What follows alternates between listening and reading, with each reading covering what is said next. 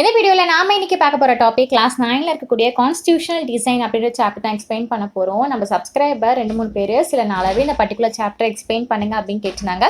So அவங்க எல்லாருக்காகவும் ஸ்பெஷலாக இந்த வீடியோ. உங்களுக்கு வேறு சாப்டர் எக்ஸ்பிளைன் பண்ணணும் அப்படின்னா மறக்காம கமெண்ட் செக்ஷனில் கமெண்ட் போடுங்க. ஷூராக உங்களுக்காக வீடியோ போட நான் சொல்லக்கூடிய அந்த வீடியோ பிடிச்சது உங்களுக்கு புரிஞ்சுது அப்படின்னா சேனலை சப்ஸ்கிரைப் பண்ணிவிட்டு ஒரு லைக் பட்டன் தட்டி விட்ருங்க. ஓகேவா?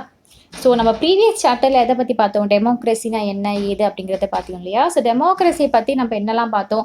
ஸோ ரூலர்ஸ் அப்படிங்கிறது நம்ம நாட்டை ஆட்சி செய்கிறாங்க இல்லையா? ஸோ அவங்களோட இஷ்டப்பட்ட இது எல்லாமே பண்ண முடியாது. அவங்களுக்குன்னு ஒரு சர்டன் ரூல்ஸ் அண்ட் ரெகுலேஷன்ஸ் இருக்குது. கண்டிப்பாக அது பிரகாரம் ஃபாலோ பண்ணணும். அண்ட் அதே மாதிரியே நம்மளோட சிட்டிசனுக்கு கவர்மெண்ட்டுக்குமே ஒரு சில சர்டன் ரூல்ஸ் இருக்குது. ஸோ அது எல்லாமே பார்த்து தான் ஃபாலோ பண்ணணும். ஸோ இந்த ரூல்ஸ் எல்லாமே ஒன்றா சேர்ந்ததான் நம்ம கான்ஸ்டியூஷன் சொல்லுவோம், அதாவது அரசியல் அமைப்பு அப்படின்னு சொல்லுவோம். ஸோ இப்படி ஒரு கான்ஸ்டியூஷன் வேணும், இப்படி ஒரு அரசியல் அமைப்பு வேணும் அப்படின்ட்டு யார் யோசிச்சது, யார் அதை டிசைன் பண்ண, அது எப்படி நடைமுறைக்கு கொண்டு வந்தாங்க. அதுக்கு நடைமுறை கொண்டு வரணும்னா அதுக்கு ஒரு இன்சிடென்ட் நடந்திருக்கும். அந்த இன்சிடென்ட் நடந்தாதான் இதை நம்ம யூஸ் பண்ணலாம்னு சொல்லி கொண்டு வந்திருப்பாங்க இல்லையா? அது எந்த மாதிரிலாம் இன்சிடென்ட் அப்படின்னு பார்க்கறதான் இந்த சாப்டர். ரொம்ப இன்ட்ரெஸ்டான ஒரு சாப்டர் தான் இது. ஓகேவா?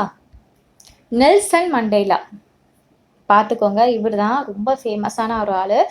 இவர் கருப்பினத்தவர். சரியா? சவுத் ஆஃப்ரிக்காவில் அந்த ஒயிட் சவுத் ஆஃப்ரிக்கன் சொல்லுவாங்க இல்லையா? அந்த கவர்மெண்ட் இவருக்கு பண்ண துரோகம், நிறைய துரோகம் பண்ணிட்டாங்க. அதாவது இந்த ட்ரீசன் சொல்கிறாங்க இல்லையா? ட்ரீசன் அப்படின்னா துரோகம் அப்படின்னு அர்த்தம். இவர் கூட சேர்ந்த மற்ற ஒரு 7 லீடர்ஸையும் என்ன பண்ணிட்டாங்க அப்படின்னா 1964 ப்ரிசனில் போட்டாங்களாம், ஜெயிலில் போட்டாங்க. ஸோ எதுக்காக போட்டாங்க அப்படின்னு பார்க்கும்போது அந்த நாட்டில் நிறவெறி ஆட்சியை இவங்க எதிர்த்தாங்க அப்படின்ற மாதிரி ஒரு கேஸ் போட்டு உள்ளே தள்ளிட்டாங்களாம். ஏன்னா அந்த டைம்ங்கும்போது இது பக்கம்தான், நமக்கு ஏதோ ரொம்ப அந்த காலத்தில் அப்படிங்கிற மாதிரிலாம் கிடையாது. ஒரு ஜென்ரேஷனுக்கு முன்னாடி உங்களோட அம்மா அப்பா வாழ்ந்த காலத்துலையா இருக்கும், உங்கள் சிஸ்டர்ஸ் பிறந்திருப்பாங்க அந்த காலத்துலையா இருக்கும். சரியா? ஸோ இப்படி இந்த டைமில் என்ன ஆகுது அப்படின்னா அந்த நாட்டில் இனவெறி அப்படிங்கிறது ரொம்ப அதிகம். இந்த ஒயிட் பீப்புள் இந்த தோலோட நிறத்தை வச்சு பாகுபாடு பிரிப்பாங்களாம். அவங்க வெள்ளை இனத்தவர், இவங்க கருப்பினத்தவர்கள் இந்த மாதிரின்ட்டுன்னு. ஸோ இது ரிலேட்டடாக நிறைய படம் வந்திருக்கு. நீங்கள் யூடியூப் சர்ச் பண்ணி பார்த்தாவே தெரியும். ஸோ இப்படி இனவெறி நிறைய இருந்துதான். ஸோ அதெல்லாம் இனவெறியை எதிர்த்து போராடுறது நல்ல விஷயம்தான். ஆனால் அங்கே ஆட்சி செய்கிறவங்க எல்லாருமே என்ன அப்படின்னு பார்த்தா அந்த ஒயிட் மக்கள் தான். ஸோ அதனால் எதிர்த்து போராடும் போது என்ன ஆகுதுன்னா இவங்க கூட ஒரு 7 பேரையும் சேர்த்துட்டு ஜெயில தூக்கி போட்டாங்க. 1 வருஷம் 2 வருஷம் 10 வருஷன்றது கிடையாது, கிட்டத்தட்ட 27 வருஷம் இவங்க எல்லாருமே ஜெயிலில் சிறை தண்டனை கைதிகளாக இருந்திருக்காங்களாம். அவங்களோட வாழ்க்கை அப்படிங்கிறது ரொம்ப போராட்டமாக தான் இருந்திருக்கு ஜெயிலில். ஏன்னா பயங்கர டார்ச்சர்லாம் பண்ணியிருப்பாங்க. கிட்டத்தட்ட 27 இயர்ஸ் ஜெயிலே கழிச்சிருக்காங்க. அந்த பர்டிகுலர் ஜெயில் எங்கே இருக்குது அப்படின்னு பார்த்தா ராபன் ஐலாண்டில் இருக்கக்கூடிய ஒரு ஜெயிலில் தூக்கி போட்டாங்க. ஸோ இது என்ன ஆச்சு, ஏன் காரணம் அப்படிங்கிறது அப்படியே ஒரு சின்ன ஒரு ஃப்ளாஷ்பேக்கில் போகும். சரியா? ஸ்ட்ரகிள் அகெயின்ஸ்ட் த அபார்டைட் அப்படின்னா நிறவெறின்னு அர்த்தம். இனவெறி நம்ம கேள்விப்பட்டிருக்கோம் இல்லையா? நீ இந்த இனமா, நான் இந்த கேஸ்டா, இந்த இதான் வச்சு நிறவெறி அப்படிங்கிறதும் ஒரு காலத்தில் இருந்துச்சு. சரியா? இந்த நிறத்தை பாகுபாடு காமிச்சு ஒரு பிரிவினையை உண்டாக்குறது. சரியா? ஸோ இந்த நிறவெறி அப்படிங்கிறது ஒரு அமைப்போட பேரு. இந்த அபார்டைட் அப்படிங்கிறது ஒரு அமைப்போட பேரு. இதுவும் ஒரு விதமான இந்த ரேஷியல் டிஸ்கிரிமினேஷன் தான். அந்த இன பாகுபாடு மாதிரி இதுவும் ஒரு வகையான ஒரு ரேஷியல் டிஸ்கிரிமினேஷன் தான். இந்த சிஸ்டமை இம்போஸ் விதித்தது யார் அப்படின்னு பார்த்தா ஒயிட் யூரோப்பியன்ஸ், வெள்ளை இனத்தவர். Okay, white Europeans.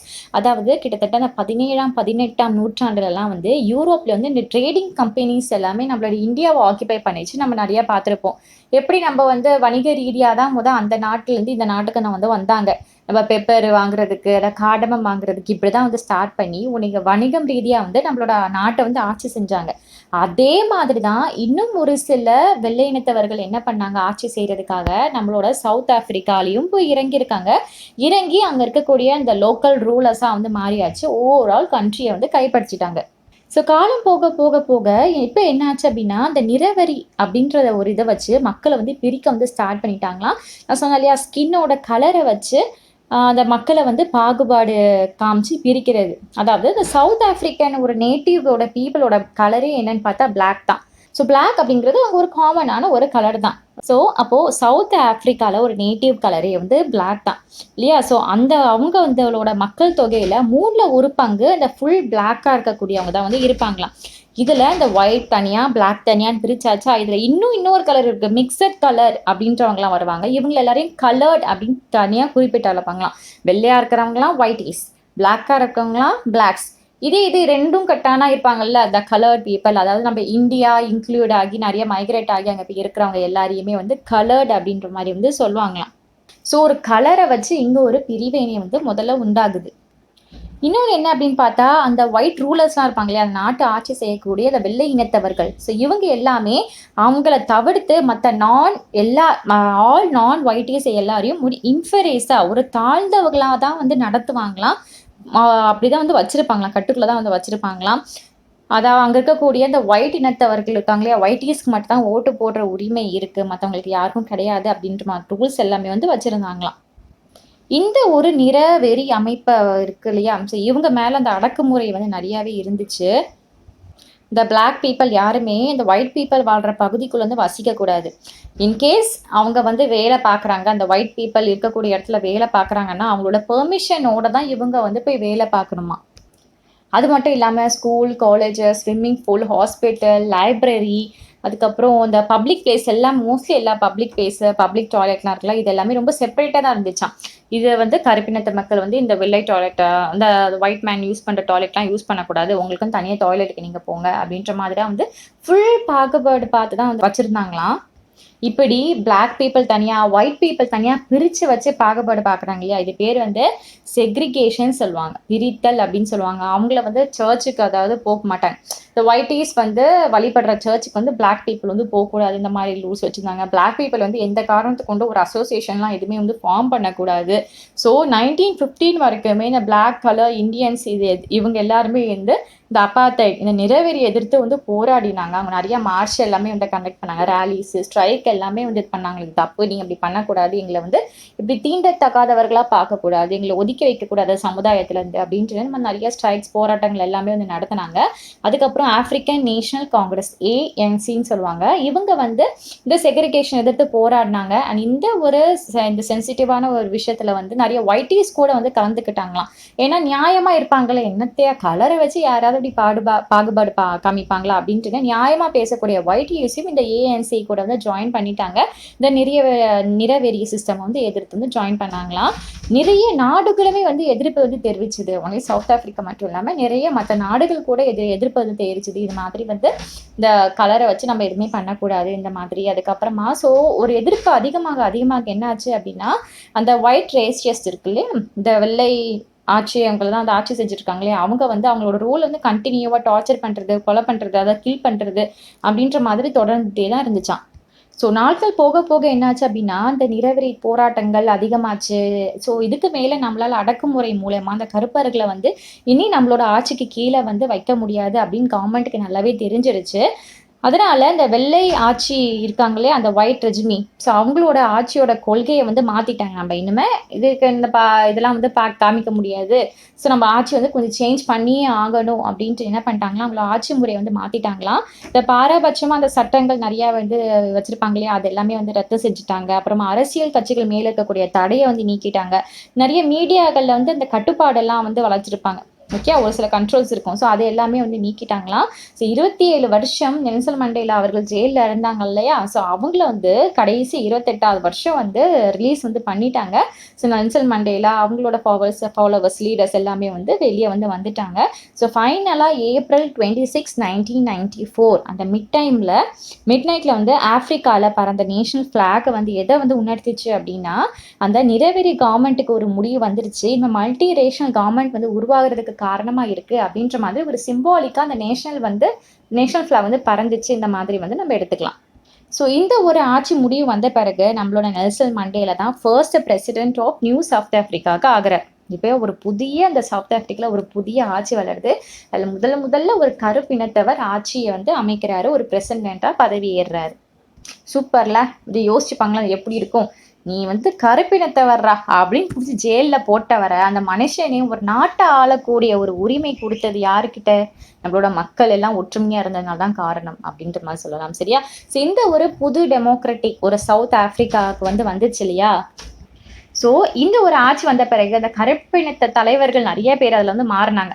ஓகே, வரும் ஒயிட் பீப்புள் மட்டும்தான் ஒரு தலைவர்களாக ஒரு ரூலர்ஸாக மாறணுன்ற ஒரு சட்டம்லாம் போய் நிறைய கருப்பினத்தவர்களும் தலைவராக மாறினாங்க, ரூலர்ஸாக மாறினாங்க. ஸோ அவங்களோட ஆட்சி வந்த பிறகு இந்த ஒயிட்டீஸ் எல்லாமே என்னெல்லாம் அட்டூழியம் பண்ணாங்க, அவங்கெல்லாம் கண்டிப்பாக இந்த பிளாக் பீப்புள் கிட்ட சாரி கேட்கணும், இந்த மாதிரிலாம் வந்து சொன்னாங்க. இனிமே நம்ம அமைக்க போற ஆட்சி எப்படி இருக்கணும் அப்படின்னா, எந்த ஒரு பாராபட்சமும் பார்க்கக்கூடாது. எந்த ஒரு ஜெண்டர் கேஸ்ட் ரீதியாவும் சரி, நீ வந்து நான் விமன் இந்த மாதிரி ஒரு பாராபட்சம் பார்த்து இருக்கக்கூடாது. ஒரு சோஷியல் ஜஸ்டிஸோட, ஒரு ஹியூமன் ரைட்ஸோட தான் இனிமே வரக்கூடிய ஆட்சி இருக்கும் அப்படின்ற மாதிரி நிறைய சட்ட திட்டங்கள் எல்லாம் வந்து உருவாக்குவோம் அப்படின்ற மாதிரிலாம் வந்து சொன்னாங்க.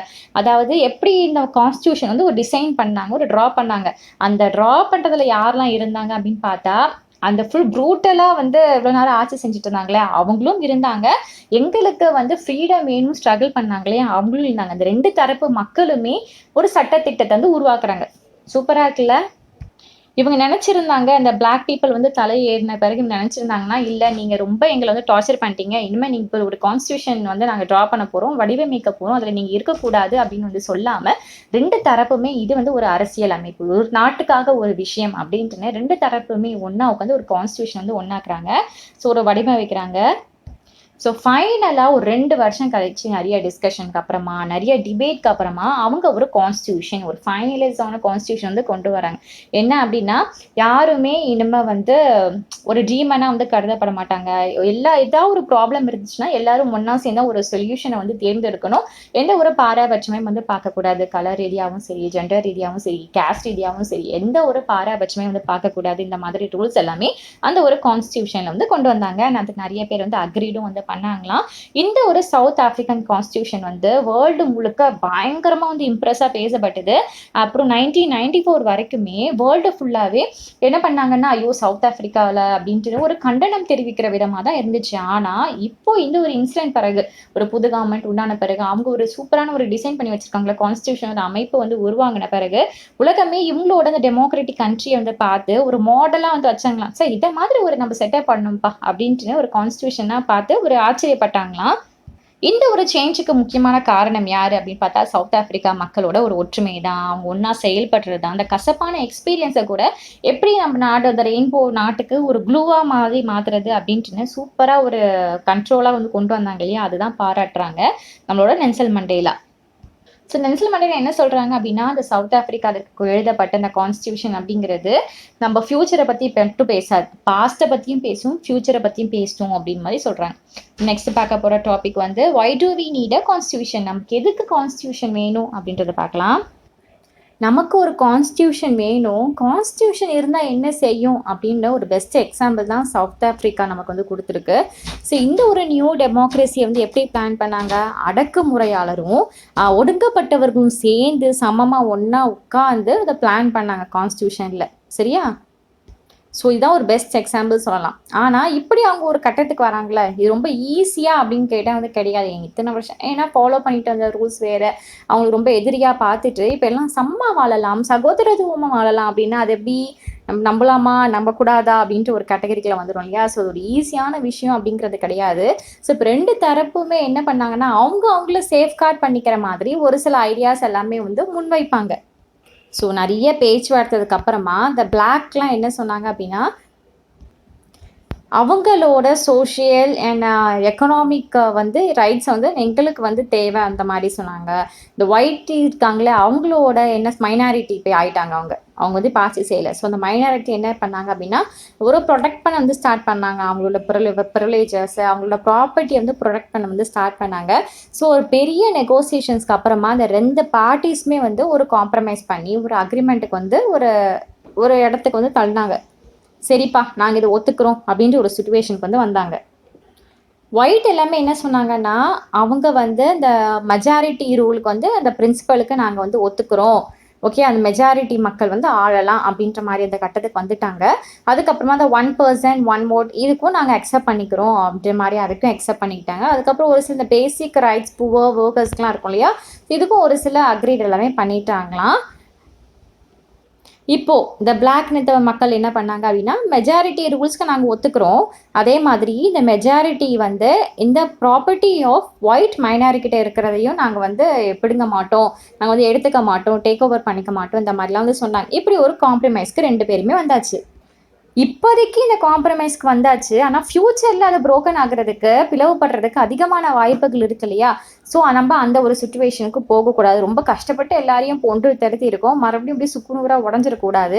இந்த ஒரு ட்ரஸ்ட்டை இப்ப நீங்க எடுக்கக்கூடிய இந்த வாக்குறுதிய, வாக்குமூலம் மாரி நம்ம இத எடுத்துக்கலாம். இது என்ன பண்ணலாம் அப்படின்னா, நம்ம வந்து இந்த ஒரு சர்டன் ரூல்ஸ் எல்லாமே நம்ம ஒரு ரிட்டன் ஃபார்மட்டா எழுதி எல்லார்கிட்டயும் காமிச்சிருவோம்.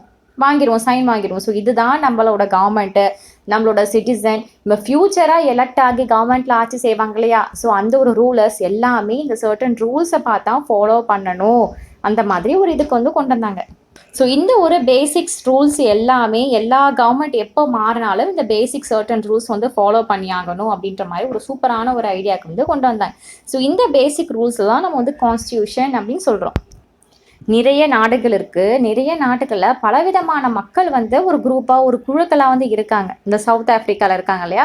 ஒவ்வொருவருக்கும் ஒவ்வொரு சுச்சுவேஷன், ஒவ்வொரு நிறை குறை எல்லாமே இருக்கும். ஒரு மெஜாரிட்டி, மைனாரிட்டி இந்த மாதிரி ஃபாலோ பண்ணுற மக்கள் இருப்பாங்க. இப்போ எப்படி சவுத் ஆஃப்ரிக்காவில் ஒயிட், பிளாக் அப்படின்ட்டுன்னு ஒரு நிறவெறியை வச்சு அது வேறுபாடு நடந்துச்சு, ஒரு ரிலேஷன்ஷிப் உண்டாகுச்சு இல்லையா? ஸோ இதே மாதிரி கூட எல்லா நாட்டிலையும் இதை மாதிரி ஏதாவது ஒரு பாகுபாடு இருந்துட்டு தான் இருக்கும் இல்லையா? ஒவ்வொரு நாட்டோட அவங்களோட டிஃப்ரென்ஸ் ஆஃப் ஒப்பீனியன், இன்ட்ரெஸ்ட் எல்லாமே வேறு தான் இருக்கும். ஸோ அது எல்லாரையும் ஒன்றா கொண்டு வரணும் அப்படின்றதுக்காக தான் அது கான்ஸ்டியூஷன் அப்படின்ற மாதிரி வந்து சொல்லிக்கலாம். ஸோ ஒரு டெமோக்ராட்டிக்கான ஒரு கண்ட்ரி எல்லாத்துக்குமே வந்து கான்ஸ்டியூஷன் அப்படிங்கிறது முக்கியம். இந்த சர்டன் பேசிக் ஃபாலோ பண்ணுறது அப்படிங்கிறது கண்டிப்பாக பண்ணணும். ஸோ அது வந்து கண்ட்ரி அப்படிங்கும்போது என்னெல்லாம் கவர்மெண்ட் மட்டும் இல்லாமல் இந்த ஒரு சின்ன ஒரு அசோசியேஷனாக இருந்தாலுமே கூட, ஒரு கோஆப்ரேட்டிவ் சொசைட்டிவாக இருந்தாலும், ஒரு பொலிட்டிக்கல் பார்ட்டியாக இருந்தாலும் அதுக்குன்னு ஒரு சில ரூல்ஸ், பேசிக் ரூல்ஸ், ஒரு கான்ஸ்டியூஷன் கண்டிப்பாக இருக்கணும். இந்த மாதிரிலாம் வந்து கொண்டாங்க. ஸோ ஒரு கண்ட்ரியில் வந்து கான்ஸ்டியூஷன் இருக்குது அப்படின்னா அது ஒரு ரிட்டன் ஃபார்மேட்டில் வந்து எழுதிட்டு அதை வந்து மக்கள் வந்து அக்செப்டும் பண்ணாங்களாம். நாங்கள் எல்லாம் ஒத்துமையாக தான் அந்த கண்ட்ரியில் வாழ்கிறோம் அப்படின்ற மாதிரி ஒரு பேசிஸில். இந்த கான்ஸ்டியூஷன் வந்ததுனால எந்த மாதிரி ஒரு திங்ஸ் எல்லாமே வந்து மாறி இருக்கு, என்ன மாதிரி விஷயங்கள்லாம் செய்யுது அப்படின்னு பார்ப்போம். இட் ஜெனரேட்டட் ட்ரஸ்ட், மக்கள்கிட்ட ஒரு ட்ரஸ்ட்டை உண்டாக்குது. ஓகே, ரூல்ஸில் இருக்குது, இப்போ இல்லைனாலும் ஃப்யூச்சரில் பிரேக் ஆயிருமா அப்படின்ட்டு ஒரு பயம் இல்லாமல் நம்பலாம். ஓகே, ரூல்ஸ் பிரகாரம் தான் நடப்பாங்க அப்படின்னு ஒரு ட்ரஸ்ட்டை வந்து ஒரு உருவாக்குது. ஒரு கோஆர்டினேஷன் வந்து மக்கள்கிட்ட வந்து கொண்டு வருது. எல்லாருமே ஒன்றா வாழ்கிறதுக்கு ஒரு கோஆர்டினேஷன் மக்கள்கிட்ட கொண்டு வருது. இரண்டாவது பாயிண்ட் என்ன அப்படின்னா, it specify how the government will constitute. Government வந்து எப்படி கான்ஸ்டியூட் பண்ணணும், எப்படி ஒரு சர்டன் பேசிக் ரூல்ஸ்லாம் வந்து ஃபாலோ பண்ணணும் அப்படின்றது ஸ்பெசிஃபை பண்ணி சொல்லுது. ஸோ யார்கிட்ட பவர் இருந்து யார் டிசிஷன் எடுக்கணும் அந்த மாதிரிலாம் வந்து அதில் வந்து அழகாக சொல்லியிருக்காங்க. அதுக்கப்புறம் ஒரு சில லிமிட்டுன்னு எடுத்து சொல்லியிருக்காங்க. இந்த கவர்மெண்ட்டோட பவர் என்ன, அதோட லிமிட் என்ன, இந்த சிட்டிசனோட ரைட்ஸ் என்ன அப்படிங்கிறதுனால கான்ஸ்டியூஷனில் வந்து அழகாக சொல்லியிருக்காங்க. இது தேர்ட் பாயிண்ட். ஃபோர்த் பாயிண்ட் என்ன அப்படின்னா, it expresses the aspiration of a people. மக்கள்கிட்ட என்ன மாதிரி ஆசைலாம் இருக்குது ஒரு குட் சொசைட்டி வந்து உண்டாக்குறதுக்கு. ஸோ அதையும் வச்சுமே ஒரு கான்ஸ்டியூஷன் வந்து ஒரு டிசைன் வந்து பண்ணியிருப்பாங்க அப்படின்ற மாதிரி சொல்லலாம். எல்லா கண்ட்ரீஸுமே கான்ஸ்டியூஷன் அப்படிங்கிறது வேணும், தேவைதான் கண்டிப்பாக. அதுக்கப்புறமா வந்து இந்த வேர்ல்டு வார் முடிஞ்சது இல்லையா? ஸோ வாருக்கு அப்புறமா நம்மளோட இண்டிபெண்ட் அகெயின்ஸ்ட் கிரேட் பிரிட்டனுக்கு அப்புறமா அமெரிக்கா வந்து அவங்களுக்கு தானே வந்து கான்ஸ்டியூஷன் வந்து எழுதிக்கிட்டாங்களாம். அதுக்கப்புறம் வந்து ரெவல்யூஷன் ஆஃப் ஃப்ரெண்ட்ஸோட ரெவல்யூஷனுக்கு அப்புறமா பீப்புள் எல்லாமே வந்து ஒரு டெமோக்ராட்டிக் கான்ஸ்டியூஷன் வந்து அப்ரூவ் பண்ணாங்க. ஸோ இது வந்து ஒரு ப்ராக்டிஸாகவே எல்லா இடங்கள்லையுமே வந்து இந்த ரிட்டன் கான்ஸ்டியூஷன் அப்படிங்கிறது ஃபுல் ப்ராக்டிஸாகவே வந்து வந்துருச்சு. நெக்ஸ்ட்டு பார்க்க போகிற டாபிக், இப்போ இவ்வளோ நேரம் சவுத் ஆஃப்ரிக்கா பற்றி டிஸ்கஸ் பண்ணியாச்சா, இப்போ நம்ம அப்படி இந்தியாவுக்கு வருவோம். வந்துட்டு making of the Indian constitution, நம்மளோட இந்தியன் கான்ஸ்டியூஷன் எப்படி உருவாச்சு அந்த ஒரு இன்ட்ரெஸ்ட் கதையை நம்ம வந்து பார்த்துடலாம். ஸோ சவுத் ஆஃப்ரிக்காவில் எப்படி ஒரு இக்கட்டான ஒரு சுச்சுவேஷனில் ஒரு கான்ஸ்டியூஷன் உருவாக்குனாங்களோ அதே மாதிரி தான் நம்மளோட இந்தியாவிலையும் ஒரு கடுமையான ஒரு சுச்சுவேஷனில் தான் ஒரு கான்ஸ்டியூஷன் வந்து உருவாக்கியிருக்காங்க. இந்தியா மாதிரியான ஒரு ஹியூஜ் ஒரு டிவர்ஸ் கண்ட்ரியில் வந்து இந்த கான்ஸ்டியூஷன் வந்து அமைக்கிறது அப்படிங்கிறது ரொம்ப ஈஸியான ஒரு விஷயம் அப்படிங்கிறது கிடையாது. அது எவ்வளோ ஒரு சிக்கல்கள் இருக்கும் இல்லையா? ஏன்னா இந்த மத வேறுபாடு காரணமாக நிறைய நம் நாடு வந்து ரெண்டாக பிரிஞ்சிருது. இந்தியா பாகிஸ்தான் இந்த வார் இன்னுமே வரைக்கும் போயிட்டுருக்கு. ஸோ அப்பவும் இருந்துச்சு. ஸோ அப்போது நடக்கும்போது இதில் வந்து கிட்டத்தட்ட என்னாச்சு அப்படின்னா 10 லட்சம் மக்கள் வந்து ரெண்டு தரப்புலுமே சரி போத் த சைடில் வந்து 10 லட்சம் மக்கள் வந்து கொல்லப்பட்டாங்களாம். இது மட்டும் இல்லாமல் இதில் இன்னொன்று ப்ராப்ளம் வேறு இருந்துச்சு. பிரிட்டிஷ் என்ன பண்ணாங்க அப்படின்னா, இந்த பிரின்ஸ்லி ஸ்டேட்ஸ்லாம் இருக்கு இல்லையா, அவங்க கிட்ட வந்து நீங்கள் வந்து இந்தியா கூட மர்ஜ் ஆகுறீங்களா இல்லை பாகிஸ்தான் கூட மர்ஜ் ஆகிறீங்களா, அப்படி இல்லை எதுவுமே வேண்டாம் இண்டிபெண்ட்டாக இருக்கீங்களா அப்படின்ற ஒரு விஷயத்தை வந்து அவங்கக்கிட்டே வந்து விட்டுட்டாங்களாம். அதனால கான்ஸ்டியூஷன் எழுதும்போது ஃபியூச்சரில் வந்து கண்ட்ரிக்கு வந்து ஒரு செக்யூராக இருக்குமா அப்படிங்கிறது தெரியாமல் இருந்தது. ஸோ அந்த கான்ஸ்டியூஷனில் எழுதுவாங்க இல்லையா, உருவாக்குவாங்க இல்லையா, ஸோ அவங்களுக்கு வந்து கண்ட்ரியோட ப்ரெசென்ட்லேயும் ஃபியூச்சரில் பற்றின கவலை வந்து மனசுக்குள்ள வந்து இருந்துகிட்டே இருந்துதான். நம்ம நெக்ஸ்ட் பார்க்க போகிற டாபிக் வந்து த பாத் டு கான்ஸ்டியூஷன் அப்படிங்கிறது. இவ்வளோ டிஃபிகல்ட்டிஸ் இருக்கு இல்லையா அது வடிவமைக்கிறதுக்கே. ஸோ இவ்வளோ டிஃபிகல்ட்டிஸ் இருந்தாலும் ஒரு மிகப்பெரிய அட்வான்டேஜ் நமக்கு வந்து இருக்குது. என்ன அப்படின்னு பார்த்தா, ஒரு டெமோக்ராட்டிக் இந்தியா, டெமோக்ராட்டிக் கண்ட்ரி, நம்மளோட கண்ட்ரி எப்படி இருக்கணும் அப்படிங்கிறத நம்ம வந்து இப்போ எடுக்கிற முடிவு அப்படிங்கிறது கிடையாது. ஏன்னா இது எல்லாமே நம்ம கண்ட்ரி வந்து டெமோக்ராட்டிக் இந்தியா எப்படிலாம் இருக்கணும் அப்படின்ட்டு நம்ம வந்து போராடணும் இல்லையா, நம்மளோட சுதந்திரத்துக்காக ஃப்ரீடம் ஸ்ட்ரகிள் ஆகும்போதே நம்ம வந்து அப்போவே பிளான் பண்ணி இப்படிலாம் தான் எங்களுக்கு ஒரு இந்தியா வேணும் அப்படின்னு நம்ம அப்போவே வந்து உருவாக்கி வச்சுட்டோமா. அதனால புதுசாக யோசிக்கிறதுக்கு எதுவுமே கிடையாது. ஆல்ரெடி யோசிச்சதை இம்ப்ளிமெண்ட் பண்ண வேண்டியதான் வந்து விஷயம். இப்போ சவுத் ஆப்பிரிக்காவில் வந்து புதுசாக அதுக்குன்னு கொண்டு வந்து ஆட்களை திரட்டி எல்லாம் பண்ணாங்க. அது நமக்கு ஒரு அட்வான்டேஜ் அப்படின்ற மாதிரி நம்ம எடுத்துக்கலாம். ஸோ நம்மளோட நேஷ்னல் மூமெண்ட் அப்படிங்கிறது நம்ம வந்து இந்த ஃபாரின் ரூல் கிட்ட வந்து அது மட்டும் ஒரு ஸ்ட்ரகிள் பண்ணி அகெயின்ஸ்ட் பண்ணுறது கிடையாது. ஒரு முற்றிலுமாக ஒரு மாற்றத்தை, சொசைட்டி பாலிட்டிக்ஸோட மாற்றத்தையும் சேர்த்து தான் நம்ம வந்து அந்த நேஷனல் மூவ்மெண்ட் எல்லாம் வந்து ஈடுபட்டோம். சரியா? அப்புறம் 1928 வந்து மோதிலால் நேரு இருக்காங்க இல்லையா, அவங்களும் மற்ற 8 காங்கிரஸ் லீடருமே சேர்ந்து தான் அதை டிராஃப்ட் பண்ணாங்களாம், வடிவமைச்சாங்களாம் அந்த நம்ம கான்ஸ்டியூஷன் ஆஃப் இந்தியாவை. அதுக்கப்புறமா 1931 அந்த இயரில் வந்து இந்த கராச்சி செஷனில் இந்தியன் நேஷனல் காங்கிரஸ் என்ன சொல்லிச்சுன்னா, நம்மளோட இண்டிபெண்ட் இந்தியா எப்படிலாம் இருக்கணும் அப்படிங்கிறத அழகாக வந்து எடுத்து சொன்னாங்களாம். இதில் வந்து 2 டாக்குமெண்ட்ரி வந்து இன்க்ளூட் ஆகுது. என்ன அப்படின்னு பார்த்தா, இந்த 2 டாக்குமெண்ட்ரியுமே எதெல்லாம் இன்க்ளூடட் அப்படின்னு பார்த்தா, universal adult franchise, right to freedom, equality, protecting the rights of minority, இது எல்லாமே வந்து உள்ளடங்குமா.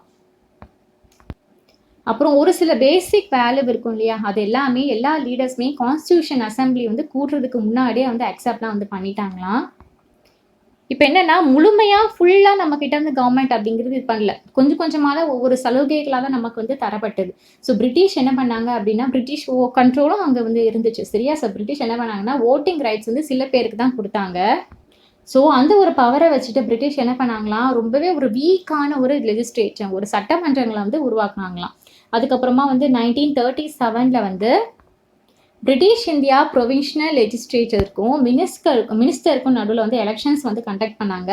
இது வந்து ஃபுல்லி டெமோக்ராட்டிக் கவர்மெண்ட் கிடையாது, நம்ம வந்து சொல்லிட்டோம் இல்லையா. பட் அதில் இருக்கக்கூடிய எக்ஸ்பீரியன்ஸ் எல்லாமே நம்மளோட ஆட்களை வந்து கெயின் பண்ணிட்டாங்களே, எப்படி வந்து ஒர்க் பண்ணுறது, அதில் ஒர்க்கிங் ஆஃப் லெஜிஸ்லேட்டிவ் இன்ஸ்டிடியூஷன் எப்படி இது பண்ணுறது அப்படிங்கிறது எல்லாமே தெரிஞ்சுக்கிட்டாங்க. ரொம்பவே ஒரு யூஸ்ஃபுல்லான ஒரு இன்ஃபர்மேஷன் சொல்லலாம். ஒரு கண்ட்ரியை வந்து செட்டப் பண்ணுறதுக்கு, அந்த இன்ஸ்டியூட் எப்படி வைக்கணும் அப்படின்றதுக்கு, அவங்க கூட எப்படி வேலை பார்க்கணுன்றதுக்கு நல்ல எக்ஸ்பீரியன்ஸாக கற்றுக்கிட்டாங்க அந்த மாதிரி சொல்லலாம். நம்மளோட லீடர்ஸ் எல்லாமே நிறைய கான்ஃபிடன்ஸ் எல்லாமே வந்து கெயின் பண்ணிட்டாங்களாம் மற்ற நாடுகிட்டேருந்து. ஸோ மற்ற நாடுகள்லாம் வந்து எவ்வளோ இதாக வந்து வடிவமைச்சிருக்காங்களே, நம்ம அது மாதிரி நம்மளுக்கு நாட்டுக்கு ஏற்ற மாதிரி எல்லாமே வந்து நம்மளும் வந்து சேஞ்ச் பண்ணணும், நம்ம நாட்டுக்கும் இந்த மாதிரி திட்டங்கள் எல்லாம் கொண்டு வரணும் அப்படின்ட்டுன்னு நிறைய விஷயங்கள் வந்து கற்றுக்கிட்டாங்க. நிறைய ஃப்ரெஞ்ச் ரெவல்யூஷன் ஏற்பட்டுச்சு இல்லையா, ஸோ அதுலேருந்து ஒரு சில விஷயங்கள் வந்து எடுத்துக்கிட்டாங்க. அதுக்கப்புறமா வந்து practice of parliamentary democracy in பிரிட்டனில், அதுக்கப்புறமா ரெவல்யூஷன் ரஷ்யா, இந்த மாதிரி ஒரு ஒரு நாட்டில் போராட்டங்கள் நடக்கும்போது அதில் இருக்கக்கூடிய நல்ல விஷயங்கள், மக்களோட கருத்துக்கள் என்ன, இது எப்படிலாம் கொண்டு வந்தால் நம்ம நாட்டு மக்களுக்கு இது சரியாக வருமா அப்படின்னு எல்லாம் பார்த்து இது பண்ணாங்களாம். ஸோ ஒரு சிஸ்டம் வந்து ஷேப்பிங் பண்ணுற ஒரு வேலையை தான் நம்ம வந்து பார்த்தோம், ஒரு சோஷியல் ரீதியாகவும் சரி, ஒரு எக்கனாமிக் ஈக்குவாலிட்டி ரீதியாகவும் சரி. பட் இன்னொன்று என்ன அப்படின்னா, அவங்க பண்ணுறதை பார்த்து அப்படியே நம்ம வந்து இமிடியேட் ஒன்று காப்பி ஒன்றும் பண்ணல.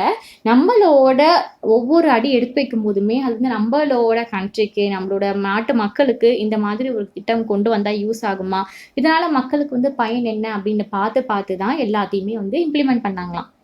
நம்ம நெக்ஸ்ட் பார்க்க போகிற டாபிக் வந்து கான்ஸ்டிடியூவன்ட் அசம்பிளி அப்படிங்கிறது. இந்த கான்ஸ்டியூஷன் வந்து டிராஃப்ட் பண்ணுவாங்க இல்லையா, இதெல்லாம் யார் வந்து டன் பண்ணது அப்படின்னு பார்த்தா, assembly is elected representative. Okay, அந்த எலெக்டான ரெப்ரஸன்டேட்டிவ் தான் வந்து அசம்பிளியாக ஃபார்ம் பண்ணி அதெல்லாமே டிராஃப்ட் பண்ணாங்களாம். இது பேர் தான் கான்ஸ்டியூட் அசம்பிளி அப்படின்னு சொல்லுவாங்க. இந்த கான்ஸ்டியூட் அசம்பிளிக்குமே வந்து எலெக்ஷன் நடந்துச்சு. எப்போனா ஜூலை 1946 நடந்துச்சு. ஸோ அதுக்கப்புறமா வந்து ஃபர்ஸ்ட் மீட்டிங் வந்து டிசம்பர் 1946 வந்து நடந்தது. அதுக்கப்புறமா கண்ட்ரி வந்து 2ஆக டிவைட் ஆயிடுச்சு. ஒன்று வந்து இந்தியா, பாகிஸ்தான் அப்படின்ற மாதிரி கண்ட்ரி வந்து 2ஆக டிவைட் ஆயிடுச்சு. ஸோ டிவைட் ஆனதுனால அந்த கான்ஸ்டியூட் அசம்பிளியுமே வந்து 2ஆகவே வந்து டிவைட் ஆயிடுச்சு. ஒன்று வந்து கான்ஸ்டியூட் அசம்பிளி ஆஃப் இந்தியா, இன்னொன்று வந்து கான்ஸ்டியூட் அசம்பிளி ஆஃப் பாகிஸ்தான் அப்படிங்கிற மாதிரி. நம்மளோட இந்தியன் கான்ஸ்டியூஷன் அசம்பிளியில் வந்து மொத்தம் வந்து 299 பேர், 299 மெம்பர்ஸ் வந்து அது வந்து எழுதியிருக்காங்க. இந்த ஒரு அசம்பிளி எப்போ அடாப்ட் பண்ணிச்சு அந்த கான்ஸ்டியூஷன் அப்படின்னு பார்த்தா 26 நவம்பர் 1949 அப்போ. பட் அது வந்து எஃபெக்ட்டுக்கு வந்து கொண்டு வந்தது எப்போ அப்படின்னு பார்த்தா 26 ஜான்வரி 1915 அப்படிங்கிறது 1950. ஸோ இதெல்லாம் நம்ம வந்து ஒவ்வொரு வருஷமே ரிப்பப்ளிக் டே அப்படின்னு சொல்லி நம்ம வந்து கொண்டாடிட்டு இருக்கோம். ஓகே, அது 1950 26 ஜான்வரி அப்போ தான் நம்ம கஷ்டப்பட்டு இவ்வளோ இந்த ரூல்ஸ், செட் ஆஃப் ரூல்ஸ் எல்லாமே போட்டு கான்ஸ்டியூஷன் எல்லாம் வைக்கிறோம் இல்லையா, இது எதுக்காக நம்ம அக்செப்ட் பண்ணணும்? இந்த அசம்பிளியில் யாரோ ஒருத்தவங்க சொல்கிறாங்க அது எதுக்காக பண்ணணும் அப்படின்றத பார்க்கலாம். ஒரு கான்ஸ்டியூஷன் அப்படிங்கிறது அந்த மெம்பர்ஸ் வந்து சேர்ந்து ஒரு செட் ஆஃப் ரூல்ஸ் வந்து வைக்கிறாங்க இல்லையா, அது வந்து எப்படி ஒரு சின்ன ஒரு இதான பார்வை ஒன்றும் கிடையாது. இது வந்து எல்லாரோட ஒரு ஒருமித்த கருத்துமே கூட தான். மற்ற நாடுகள்லாம் என்ன பண்ணுவாங்க அப்படின்னு பார்த்தா அந்த கான்ஸ்டியூஷனை எழுதிடுவாங்க, செட் ஆஃப் ரூல்ஸில் எழுதிட்டு அதை அடிக்கடி ஒவ்வொரு வருஷம் வரும்போதுமே அந்த பேசிக் ரூல்ஸ் எல்லாமே கொஞ்சம் வந்து மாற்றிட்டே வந்துட்டு இருப்பாங்களாம். ஏன்னா இது கொஞ்சம் பழமையாக இருக்குது, இப்போ இருக்கக்கூடிய சோஷியல் குரூப்ஸ்க்கு பொலிட்டிக்கல் பார்ட்டிஸ்க்குலாம் கொஞ்சம் பொருந்தலை அப்படின்ட்டு அதை கொஞ்சம் ரீரைட் பண்ண வேண்டிய வேலை பார்ப்பாங்க. இன்னும் ஒரு சில கண்ட்ரிலலாம் ஒரு பீஸ் ஆஃப் பேப்பர் மாதிரி தான், யாரும் அந்த செட் ஆஃப் ரூல்ஸ் கான்ஸ்டியூஷன் எல்லாம் இன்னும் வந்து ஃபாலோவே பண்ண மாட்டாங்களாம். ஆனால் நம்ம அப்படி கிடையாது, நம்ம இந்தியா அப்படிங்கிறது அப்படி கிடையாது. ஹாஃப் ஆஃப் தி செஞ்சுரி வரைக்குமே செவரல் குரூப் வந்து நிறைய கொஷின்ஸ் இருந்துச்சு வேற ஒரு ப்ரொவிஷனல் கான்ஸ்டியூஷன் மேலே. ஆனால் எந்த ஒரு லார்ஜ் சோஷியல் குரூப்பாக இருந்தாலும் சரி, ஒரு பொலிட்டிக்கல் பார்ட்டிஸுமே நம்மளோட கான்ஸ்டியூஷனை பற்றி ஒரு கொஷின் எதுவுமே வந்து ரைஸ் பண்ணல. ஏன்னா பேசிக் ரூல்ஸ் எல்லாமே நம்ம வந்து ஏற்றுக்கிட்டோம். ஏன்னா நம்மளோட தாட் எப்படி இருந்துச்சுன்னா மக்களுக்கு என்ன வேணும், ஸோ இப்படி தான் இருந்ததே தவிர எந்த ஒரு சுயநலமாவோ எந்த ஒரு உள்நோக்கு பார்வையோடய இல்லாமல் இருந்தது. அதனால மோஸ்ட்லி எல்லாராகவும் ஏற்றுக்கப்படக்கூடிய அந்த செட் ஆஃப் ரூல்ஸாக தான் வந்து இது வந்து இருந்தது. அண்ட் இன்னொரு ரீசன் என்ன அப்படின்னு பார்த்தா, இந்த கான்ஸ்டியூஷன் அசம்பிளி இருக்கு இல்லையா, அதை ரெப்ரசென்ட் பண்ணுறது யார் அப்படின்னு பார்த்தா அது பீப்புள் ஆஃப் இந்தியா தான். நம்ம மக்கள் தேர்ந்தெடுத்து ஒருத்தவங்களை வந்து உட்கார வைக்கிறாங்க, அவங்க மக்களுக்காக ஒரு செட் ஆஃப் ரூல்ஸ் வந்து போடுறாங்க, சரியா? ஸோ இதில் எந்த ஒரு யூனிவர்சல் அடல்ட் ஃப்ரான்ச்சைஸ் அப்படிங்கிறது எதுவுமே வந்து கிடையாது. ஸோ அதனால் இந்த ஒரு ரூல்ஸ் எல்லாமே மக்கள் வந்து ஏற்றுக்கிற தன்மையில் தான் இருக்காங்க. இந்த அசம்பிளியில் வந்து இந்தியன் நேஷனல் காங்கிரஸ் இது மாதிரி நிறைய வெரைட்டி ஆஃப் பொலிட்டிக்கல் குரூப்ஸ் எல்லாமே இருப்பாங்க இல்லையா. அதுக்கப்புறம் இந்த அசம்பிளியில் வந்து இப்படி ஏற்றுப்பாங்க இல்லையா, ஸோ அந்த சாராரும் இருப்பாங்க இல்லையா. இந்த ஒரு பொலிட்டிக்கல் ஒரு விஷயம், ஒரு குறிப்பிட்ட விஷயம்லாம் ஏற்றுக்காம அக்ரி பண்ணிக்காமலாம் இருப்பாங்க இல்லையா, ஸோ அவங்களும் எல்லாரையுமே இந்த பர்டிகுலர் அசம்பிளியில் வந்து ஃபுல்லாக ஒன்றா வந்து இது பண்ணுறாங்க. அதாவது காங்கிரஸ்க்கு வந்து சப்போர்ட்டாக இருக்கிறவங்களும் இருப்பாங்க, காங்கிரஸ்க்கு வந்து அகெயின்ஸ்டாக இருக்கிறவங்க வந்து இந்த அசம்பிளியில் இருப்பாங்க. ஸோ இந்த அசம்பிளியில் வந்து மெம்பர்ஸ்லாம் நிறைய டிஃப்ரெண்ட் லாங்குவேஜ் இருப்பாங்க, group, caste, class, region, occupation. So இப்படி வெவ்வேறு தரப்பில் மக்கள் எல்லாருமே ஒன்றா உட்காந்து அந்த கான்ஸ்டியூஷனை வந்து வடிவமைக்கிறது. இந்த கான்ஸ்டியூஷனை வந்து டிராஃப்ட் பண்ணுவாங்களா, அதோட கமிட்டி சேர்மன் யாருன்னு பார்த்தா டாக்டர் B.R. அம்பேத்கர் அவர்கள் தான். ஸோ இதில் வந்து முதல் ரவுண்ட்லாம் எல்லாமே எடுத்துகிட்டு ஒரு முடிவு வந்து கொண்டு வர மாட்டாங்க, செவரல் ரவுண்ட்ஸ் போகும், அவங்களோட கருத்துக்களை வந்து கேட்பாங்க. இதில் கிட்டத்தட்ட 2000 அமெண்ட்மெண்ட்ஸ் வந்து கொண்டு வரப்பட்டிருக்கு, அதாவது திருத்தங்கள் வந்து கொண்டு வரப்பட்டிருக்கா. எவ்வளோ மெம்பர்ஸ் எல்லாருமே சேர்ந்து கிட்டத்தட்ட 114 days வந்து இந்த கான்ஸ்டியூஷனுக்காக உழைச்சிருக்காங்க. அதாவது ஒரு 3 வருஷம் கிட்ட உழைச்சிருக்காங்க, அந்த மாதிரி வந்து சொல்லலாம், ஒர்க் பண்ணியிருக்காங்க. ஸோ எல்லா டாக்குமெண்ட்ஸுமே ப்ராப்பராக ப்ரெசென்ட் பண்ணுவாங்க. அந்த அசம்பிளியில் பேசப்படக்கூடிய ஒவ்வொரு வார்த்தைகளுமே வந்து ரெக்கார்ட் பண்ணி வைப்பாங்க. ஸோ இது எல்லாமே ரெக்கார்ட் பண்ணி ஃபுல்லாக வந்து ப்ரிவெண்ட் பண்ணுவாங்க. ஓகே, ஸோ இது எல்லாமே இது சேர்ந்து தான் கான்ஸ்டியூஷன் அசம்பிளி டிபேட் அப்படின்னு சொல்லுவாங்களாம். நெக்ஸ்ட் பார்க்க போகிற டாபிக் வந்து guiding values of the constitution, Indian constitution அப்படிங்கிறது. ஸோ நம்ம இந்தியன் கான்ஸ்டியூஷன் தெரிஞ்சுக்கணும் அப்படின்னா ஓவராலாக ஒரு ஃபிலாசபி வந்து நம்ம வந்து தெரிஞ்சுக்கணும். அதாவது மகாத்மா காந்தி அவர்கள் இருக்காங்க இல்லையா, அவங்க வந்து அந்த கான்ஸ்டியூஷன் அசம்பிளியோட மெம்பர் வந்து கிடையாது. ஆனால் அவர் வந்து 1931 இவர் நிறைய அவங்களோட மனசில் இருக்கக்கூடிய விஷயங்களை எக்ஸ்பிரஸ் பண்ணியிருக்காங்க அவங்களோட மேகசினில், யங் இந்தியா அப்படின்ற மேகசினில். ஒரு கான்ஸ்டியூஷன் ஒன்று இருந்துச்சுன்னா அது எப்படிலாம் இருக்கணும் அப்படின்ட்டுன்னு ஒரு சூப்பரான ஒரு ஐடியா கொடுத்துருப்பாங்க. அந்த வழியை கேட்டு அது வந்து ப்ராப்பராக ஃபாலோ பண்ணவங்க நிறைய லீடர்ஸ் வந்து இருக்காங்க. அதுக்கப்புறமா டாக்டர் அம்பேத்கர் அவர்கள், இவங்களும் ரொம்ப முக்கியம். ஏன்னா அந்த கான்ஸ்டியூஷன் வந்து மேக் பண்ணுறதுக்கு ஹெல்ப் பண்ணவரே வந்து இவர் தான். இவருக்கு வந்து இன்னொரு கருத்து இருந்துச்சா, என்னன்னா காந்திஜி அவர்களுக்கும் இவங்களுக்கும் ஒரு முரண்பாடான கருத்து வந்து எப்பவுமே இருந்துட்டே இருக்கு. அதை ஏற்றத்தாழ்வுன்னு சொல்லுவாங்களா, இன்இக்வாலிட்டி மூலயமா எப்படி வந்து இது பண்ண முடியும். ஸோ இந்த ஒரு விமர்சனத்தினால இன்இக்வாலிட்டினால இவங்க 2 பேருக்குள்ள ஒரு கருத்து அப்படிங்கிறது இருந்துச்சு. அதாவது ஒரு தேர்தல் முறை மூலமாக சாதி ஏற்றத்தாழ்வு வந்து எந்த மாதிரி நிவர்த்தி ஆக முடியும், பூர்த்தி பண்ணும் அப்படின்ற கருத்து வந்து 2 பேருக்கும் வந்து வேறு வேறு மாதிரி இருந்துச்சான். ஸோ அதுக்கப்புறம் ஜவஹர்லால் நேரு இவங்களும் ஒரு ஒன் ஆஃப் த முக்கியமான ஒரு பர்சன் அப்படின்னு சொல்லலாம். அந்த கான்ஸ்டியூஷன் அசம்பிளியில் ஒரு ஃபேமஸ் ஸ்பீச் வந்து கொடுத்துருக்காங்க. ஸோ இந்த பிக்சர் பார்த்துக்கோங்க, இதுதான் இந்த கான்ஸ்டியூஷன் புக் இருக்கு இல்லையா, அதோட அந்த ஃப்ரண்ட் பக்கம். அப்புறம் இந்த சைடில் இருக்கிறதெல்லாம் வந்து படிச்சுக்கோங்க, மேல் அந்த ஃபஸ்ட்டு பார்த்த இதில் கூட வரும். ஸோ நிறைய லீடர்ஸை பற்றினா இன்ஃபர்மேஷன் கொடுத்துருப்பாங்க. உங்களுக்கு 1 மார்க்கில் 2 மார்க்ஸ்லாம் கேட்குறதுக்கு அதிகப்படியான வாய்ப்புகள் இருக்குது. ஓகேவா? நான் பார்க்க போகிற கடைசி டாபிக் வந்து இன்ஸ்டிடியூஷனல் டிசைன் அப்படிங்கிறது.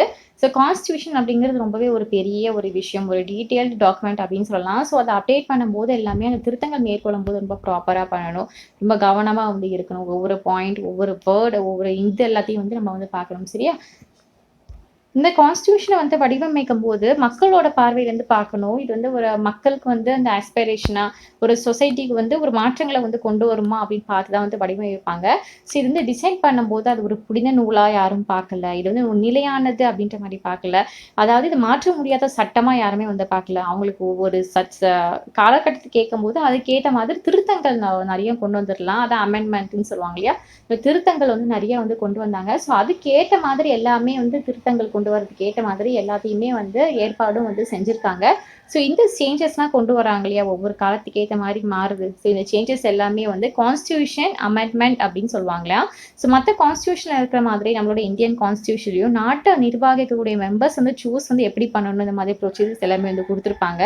அப்புறம் யாருக்கிட்ட வந்து ஓவரால் இந்த பவர் இருக்கும். ஸோ அவங்க யார் இந்த டிசிஷன்ஸ்லாம் எடுப்பாங்க, அது இந்த மாதிரி செட் ஆஃப் ரூல்ஸ்மே கூட எல்லாமே இருக்கும்.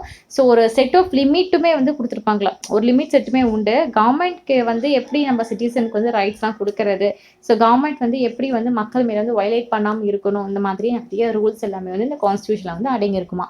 ஸோ இப்படி எல்லாருக்காகவும் உருவாக்கப்பட்டதான் இந்த கான்ஸ்டியூஷன் அப்படிங்கிறது. ஸோ இதோட இந்த லெசன் முடிஞ்சுது. ஸோ நான் சொல்ல ரொம்ப இம்பார்ட்டன்ட் லெசன், ரொம்ப ஈஸியான லெசன் தான். நான் சொன்னதை வச்சு ஒரு தடவை நீங்கள் புக்கை ரீட் பண்ணி பார்த்தீங்கன்னாவே அழகாக உங்களுக்கு வந்து புரிஞ்சிடும். ஸோ இதோட இந்த வீடியோ முடிஞ்சு ஓகேவா, சாப்டர் முடிஞ்சு. உங்களுக்கு வேறு ஏதாவது லெசன் எக்ஸ்பிளைன் பண்ணணும் அப்படின்னா மறக்காம கமெண்ட் செக்ஷன் கமெண்ட் பண்ணுங்கள். ஷூராக வீடியோ போடுறவங்களுக்காக. தேங்க்யூ.